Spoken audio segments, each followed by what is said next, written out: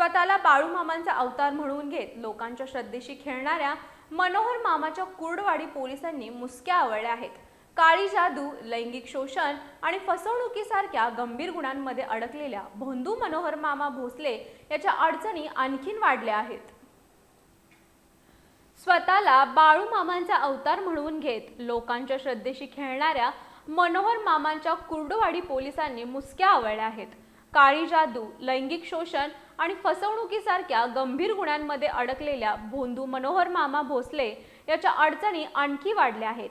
न्यायालयाने त्याला मंगळवार 28 एप्रिलपर्यंत पोलीस कोठडी सुनावल्यानं पुढील चौकशीचा मार्ग मोकळा झालाय।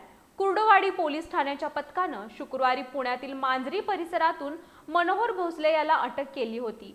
त्याच्यासोबत त्याचा साथीदार विशाल वाघमारे यालाही ताब्यात घेण्यात आले।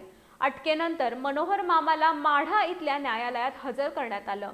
व्यवसायात प्रगती करून देण्याचा आमिष दाखवत त्यानं एका व्यापाऱ्याकडून 2 लाख रुपयांची मागणी केली होती।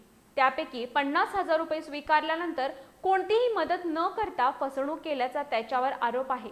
या तक्रारीनंतर पोलीस निरीक्षक अतुल मोहिते यांच्या नेतृत्वाखालील पथकानं तपासाची चक्रे फिरवली आणि आरोपींचा शोध घेत पुण्यात ही कारवाई केली।